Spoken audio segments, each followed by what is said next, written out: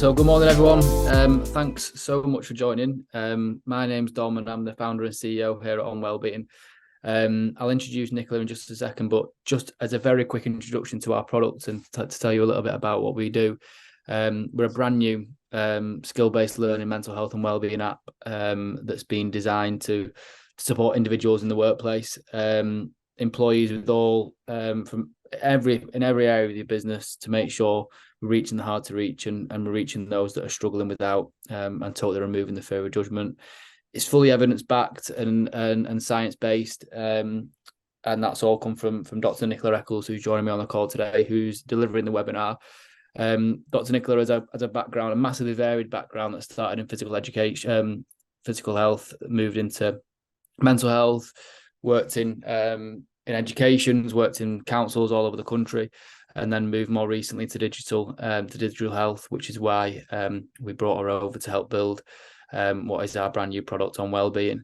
So I'll pass over to Nicola, who'll give you a bit of an introduction to the session. Please, if you have any questions at any point, pop them in the chat box and I will try and ask Nicola at the time. Failing that, I will ask them at the end of the session. But ask any questions, put in your thoughts, any of your experiences within your workplace. As I say, please feel free to put them in the chat box. So without further ado, I will hand over to Nicola and get cracking. Enjoy. Thank you very much. Thanks, Don. Thanks so much. Thanks for joining us, everybody. This is the second in our 4 short, sharp sessions. We're dealing with what we see as the key issues facing organizations to do today, specifically in relation to mental health. Today, we are addressing the concept of a work-life balance. And I am going to, in the next 20 minutes, explain to you why we have got this concept all wrong and how damaging it is for us to keep using this terminology. And Dom's ears will be burning because yesterday, if you were on our session, Dom did mention the words work-life balance. Now I've put a little, why is it so important we're talking about mental health in the workplace? Because we are losing millions every year and people are struggling to come into work every day. That is the reality. The statistics are alarming at best. We are in a mental health crisis. And in fact, Vitality have just brought out a study with over 4,000 employees. I've just put this little Times article in the chat. I've just seen this literally half an hour before we came on this call today. So it's telling us that the average Gen Z employee feels unable to work for around 50 days of every year. And that's costing us around 138 billion. I'm looking down at my numbers there that I wrote down. And it isn't that you're necessarily that these people are necessarily off for 50 days of the year, because that would then set something into motion, wouldn't it? It's that these individuals are saying to the researchers that they're in work but they're not working. So they're showing up but they're not actually achieving anything. And rather than kind of victim blaming or calling certain generations snowflakes or saying, what's wrong with people, we have to meet people where everybody's at. And the truth is there are lots of people who are coming to work, unable to properly work, who are, calling in sick for mental health issues, and the strapline of this Times article is that Gen Z lose a day a week to mental health issues. Now that is significant. So we have to address it. And we're talking about a variety of things this week. And today we're talking about the concept of work-life balance. And I'm going to talk you through a number of things in the next 20 minutes. And hopefully by the end of it, you'll have some takeaways that are going to help you really to reconsider the concept of an appraisal. Now, if you're listening today as a people manager, then you can probably do something about that. And if you're listening today as a colleague, then this is maybe a conversation that you can have. So we talk a lot about work-life balance and we use it, I think, as a mental health term. Like, we must find a work-life balance. Like we say it like a positive thing.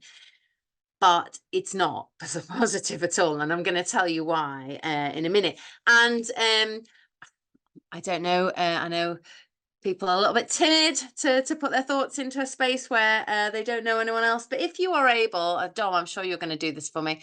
If you're able to put down in the chat now, tell me what the words work-life balance means to you. We use this term all the time. What on earth does it even mean? So to me, because I don't use it, because I kind of talk up against it, I can't really give a comment on that. But I guess the me of 5 or 10 years ago would have said that that meant I didn't have a work head on when I was at home, and I didn't have, you know, I had space at home that wasn't related to work. Maybe that's how I'd try and say it. So, you know, let's kick this session off today on work-life balance with me kind of throwing a grenade into the concept of work-life balance. Why don't you start off by telling me in a sentence or two what the word work-life balance means? Right, so we're not two people. Well, we're one person, so we were never two people.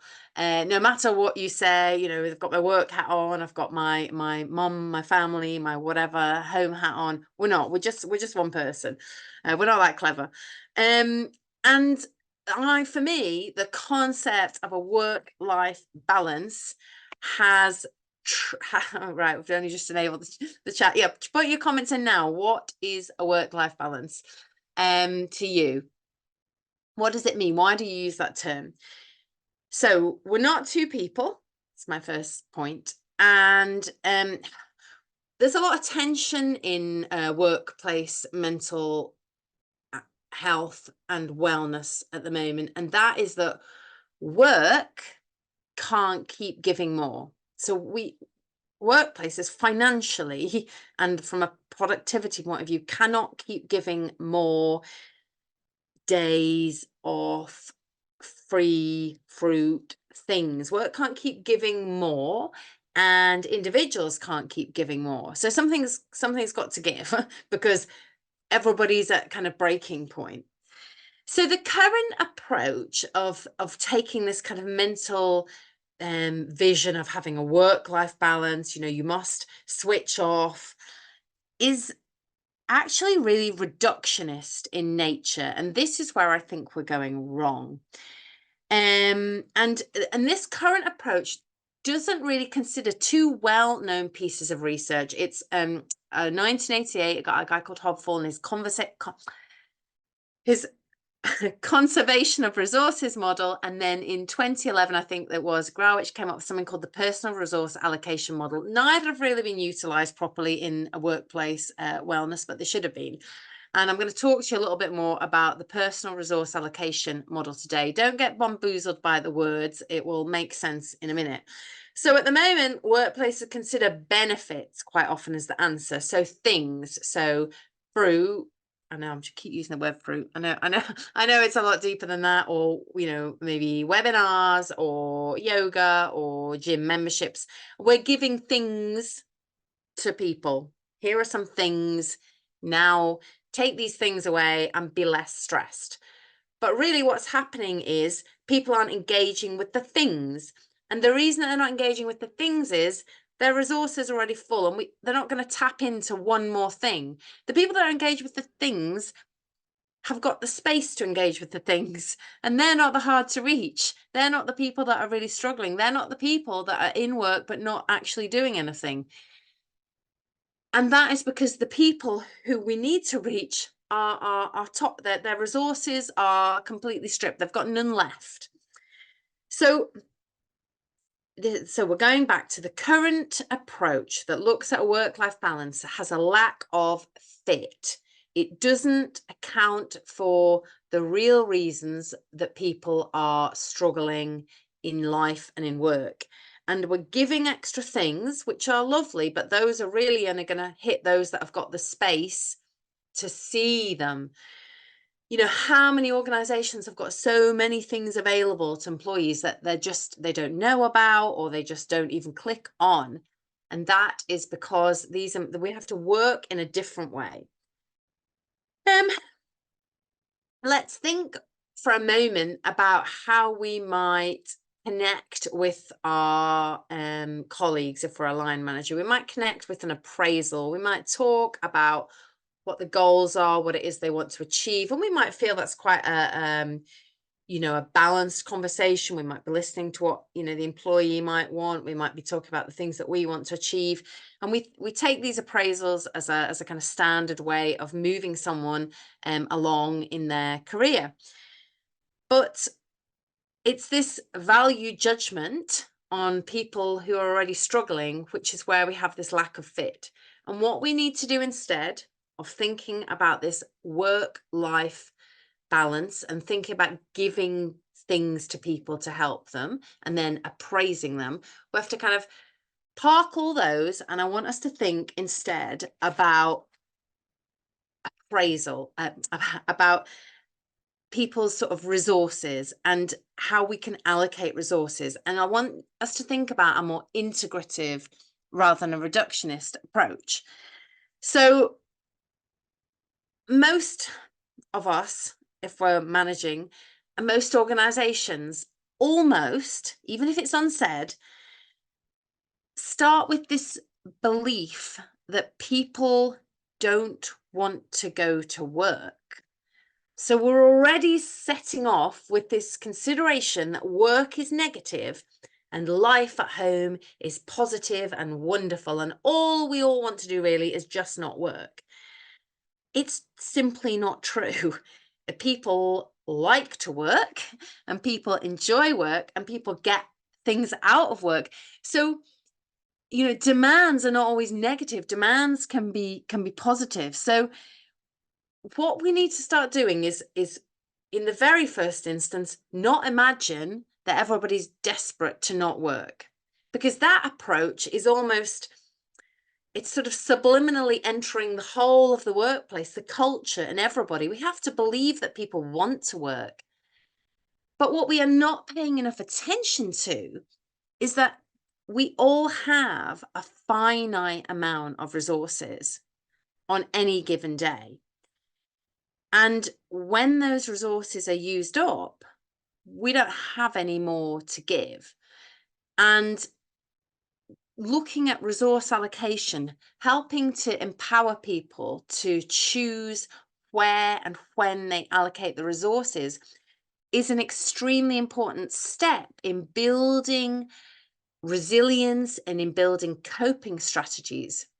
And it's trusting that people won't immediately think, oh, well, I'm just going to allocate all my resources to, I don't know, home or something, leisure time, if you like, and that people want to assign their resources across the breadth of their life, but they're not able to because most people are reacting. So most people are not able to proactively choose where they put their energy and their resources. Most people are reacting day on day. And the most effective and positive mental health comes when we can choose how to allocate our resources. So there's this thing that we're forgetting about. It's called the synergistic phenomenon, where your energy in one domain enriches your life in another domain. So like work can enrich life and life can enrich work. And it's helping people to believe that that the work-life balance isn't dividing the two things. It's to enmesh the two together. So you're probably listening to me and you're thinking, yes, I can see that that's probably true, but how does that play out in real life in the workplace? Well, with the limited time that we've got today, it's obviously a much bigger conversation, but the key takeaway today is to think, if you're managing people or if you're in charge of a team or if you're trying to support an organization productivity and wellness, is to think, instead of an appraisal, about working with individuals on resource allocation. So looking in the round at where an individual is in this week, this month, the next 6 months, looking at the team as a whole and seeing the ebb and flow of energy that's going to happen, and how, although it's would take some time and there's some detail to be unpacked. How much more productive when you have everybody allocating their resources effectively for them and the organization, and they're more able to select how and when and where they use their energy. And the point I just made about what that does and how it transforms an individual is really, it's really significant, because when you choose how to allocate your resources, it's extremely empowering. It gives you a sense of self-worth. You feel like you're in control. You feel like you're achieving things, and suddenly the magic starts to happen. Suddenly people feel like they're on top of things. They don't feel overwhelmed. They can see how they can divide themselves through, across the breadth of their life. Now, it's not as simple as that, clearly, because one of the things that happens with many people when they feel overwhelmed is they think they shut down and they think they don't have any resources to give. So one of our roles, if you like, as line managers and in organizations is to increase the perception of an individual in terms of what they have to give. So quite a lot of times, people are not maybe feeling as effective as they can be because they don't believe that they have the resources. So we have to increase the perception of individuals that they are able to give. They can give more, if you like, not to the point of stretching people thin, but to the point of making people believe in themselves. Quite often when things get overwhelming and people feel stressed, they shut down and they just think, I can't deal with that, I can't cope with it. And part of resource allocation, part of building on this idea, is to increase individuals' perceptions of what resources they have to give. And so let's park that concept of an appraisal and that evaluation and that judgment, and instead have this meeting on a monthly basis that looks at resources, that looks at time available, that looks at energy available, that looks at maybe what an individual might need in the workplace. Perhaps you already do this. Maybe, there's a multitude of things that in any given moment might help that person to do their job more effectively. And what that looks like is so diverse and wide that the conversation has to happen. So it's about, I suppose, getting to know individuals and asking them a little bit more about their lives in the round and what things they might need on any given day. And one of the sticking points usually is that individuals don't want to share that information because this is work and they don't particularly want to talk about that in the workplace. And so this is where senior managers, this top tier of individuals have to walk the talk. They have to show the vulnerability. They have to share how their resources ebb and flow. They have to talk about the things that they use across the weeks and months in order to support themselves. And they talk about the demands on their resources to help enable colleagues to talk about the demands on their resources. And, there probably is this old school worry of, well, if I start asking individuals about their resources, then they're just going to suddenly, throw down their tools at work, rush home and say, well, actually, I need to look after the kids. My mom's sick and my car needs to go in for a service. But that, again, if we take that mindset, we're in the mindset that people don't want to go to work, and work gives people a lot of satisfaction, or it can do. So when we step back and empower individuals with some allocation of resources and the ability even to have the conversation with you as a line manager about the demands on their resources, then you start to enable that person to feel they've got some control over how and where they spend their energy. And the flip side of this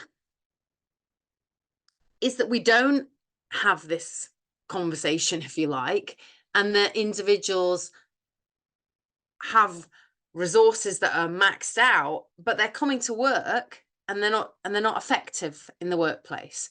So how much better to have these conversations around resource allocation and then help them to allocate the resources across the week, month, and year, as I say. So taking the concept that, the concept of work-life balance is reductionist because we don't draw a line where one person that benefits are not necessarily the answer because they're things, and those people that are really struggling can't access those things. The people that access the things are the worried well who are actually coping at work. We don't start with the concept that people don't want to come to work. We begin to have a conversation about work enriching life and life enriching work. So, a good kind of way, if you're struggling to maybe get your head around what I'm talking about today, a good way to think about this is thinking about maybe sending an email at 8 p.m. Is that negative? No, it isn't. Let's not have this blanket statement that doing a little bit of work at the weekend or working in an evening is negative and only for people at the top that are being paid full whack. Of course, this depends on what individuals' jobs are, but thinking about work or doing a bit of work out of working hours should be encouraged, but then so too should people be able to maybe access elements of their life at other points of the day as well. Now, I know this isn't true of all jobs, but many jobs today which involve working from home have that flexibility in it. So what we need to start thinking about is work-life enrichment rather than a work-life balance. Now, I like to throw this concept out. I like to have this conversation because it can be quite controversial and there can be quite a lot of contraindicated points. Often I get quite a lot of resistance against this concept when I talk about it at various places. So I'll be really interested to hear today in any thoughts you might have around what I'm talking about, or maybe I'm not explaining it enough and you want to understand a little more about how it works. But the key takeaways for you today are to think about having a resource allocation discussion rather than an appraisal, to look at your team as not producing the same amount of energy in all of your team across the year, that individuals will ebb and flow, but that giving them this power, if you like, wouldn't necessarily mean that everyone just throws their tools down and stops working. And it's trusting that people do want to come to work and that people get things out of work. So work is not negative and home is not positive. But unfortunately, culturally, this is something that's kind of sits as an unsaid thing. Oh, I can't wait for Friday, just 2 more weeks till my holiday. And for me, the bigger conversation around mental health and well-being in the workplace is to get to a point where we're not having those conversations. And that comes down to organizations shifting the culture. And people will be like, well, work is just work, isn't it? It's like, well, no, it doesn't have to be. Like we said yesterday, we need to find meaning and purpose in our work. We need to get something from it. This is how we're going to turn around, mental health in the workplace. This is where we're going to really start to see changes. We're going to help people to be as effective as they can while they're at work. And that's what we want. So work-life enrichment, resource allocation rather than rather than kind of appraisals, and thinking about how we can increase people's perception of their resources, and helping people to see what things they might need at work, what resources they might need in the workplace or at home to facilitate things more effectively. So we've just got a few minutes left. There's so many things we could talk about in terms of how this unfolds in the workplace. But I think for today, I just wanted to throw this concept out, to throw this idea out and see, perhaps you're a manager, perhaps you're a line manager who's going to say, well, I don't see how that works, Nicola. That's not going to work. I'm interested to hear the comeback on this. But for me, this is the ultimate way that we're going to start to see real changes in people's effectiveness when they're at work and their overall mental health. Dom, have we got any questions? Or as we said at the beginning, what does work-life balance mean to you? That was a really important question. We've not got any questions so far, but hopefully we'll get a couple coming in now.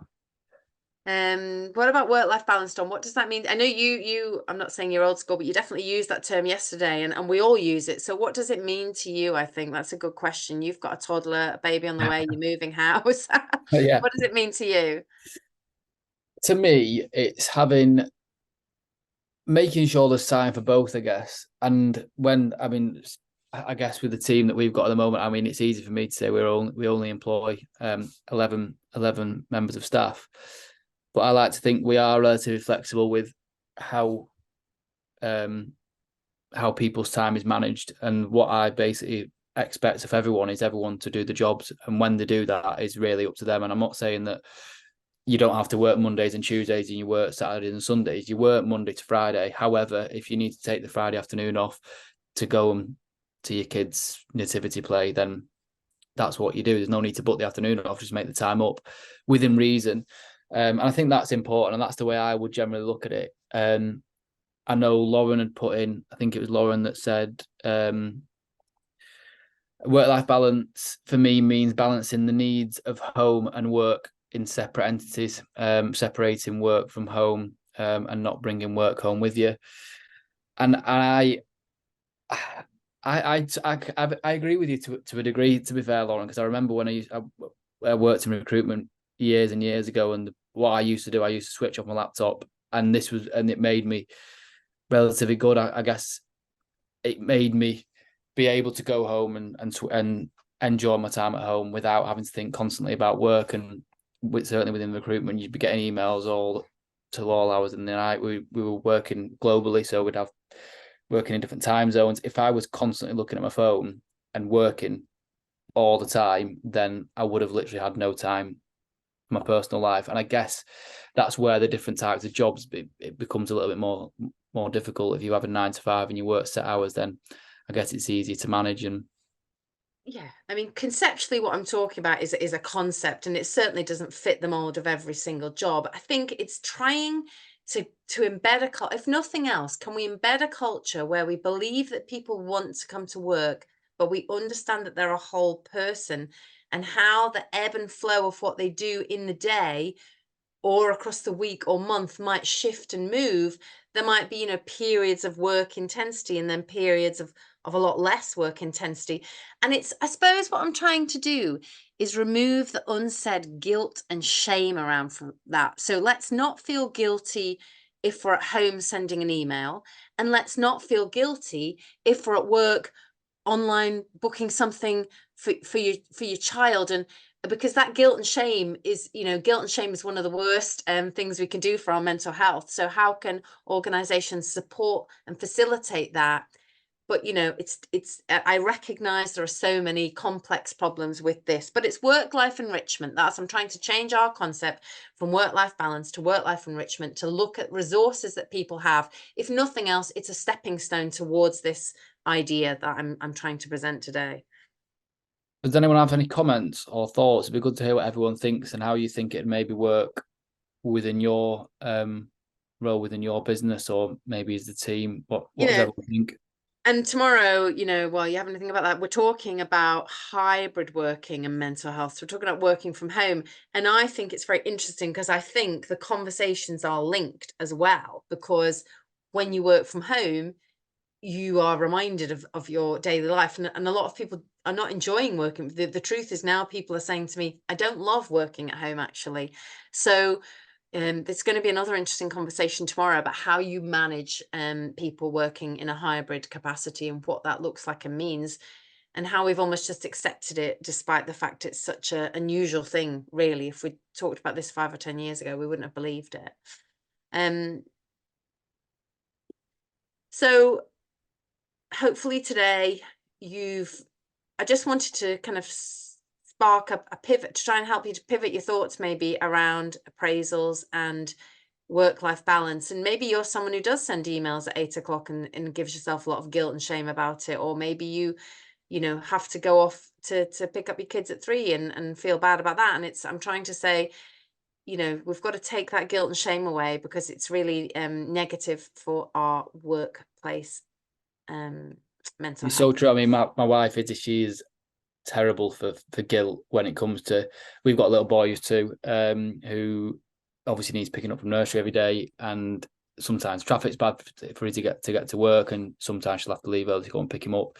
And the guilt that she faces when she has to do that, I can't believe it. No, I was in work late because of the traffic, but now I've got to leave early. But she'll work more than her hours, and that's exactly. It just sums up exactly what Nicola just said there, when the guilt around it. Yeah. The person that's there for longer hours isn't necessarily more effective than Izzy is in her hours anyway. No, that's it. And yeah, I think it's just it's organisations for me. It's the culture around it. If you've got to ring Sky because they only work Monday to Friday. With the best will in the world, you can try and ring them at lunch, but you'll be waiting for 2 hours in the queue. If you went to your boss and said, I need to ring Sky, what would his response be, or her response be? I need to ring Sky at 10 o'clock because it's going to be quiet. It'll take me 20 minutes and then I'll have an hour at lunch to do what I need to do. I can make that time up if I need to. It's those kinds of things, having that flexibility of making the call that you need to make and work, because you've not really got any other time to do it, or doing what you need to do in work hours, because again, there's not really any other time to do it. And that for me is having the balance, I guess. Yeah, it's hard to sum up, isn't it? And I guess very hard because all jobs will be so different. Yeah, all jobs are so different. So productivity looks different in every single different domain of work. But strip away the guilt and shame. You're one person. Manage your teams as though they are just one person, and recognize that resources are finite. And if someone's resources are spent that day, they haven't really got anything else to give. But it's okay, because next month they might have twice as much to give. Mm. So thanks for joining us. Tomorrow we're going to talk about hybrid working from home, how you can help yourself if you work from home, and how you can manage others when they are working from home, and mental health. Fab. Hope to see you all on the webinar tomorrow and also on Thursday. Thanks very much for joining, and see you again soon. Good to see you. Thank you.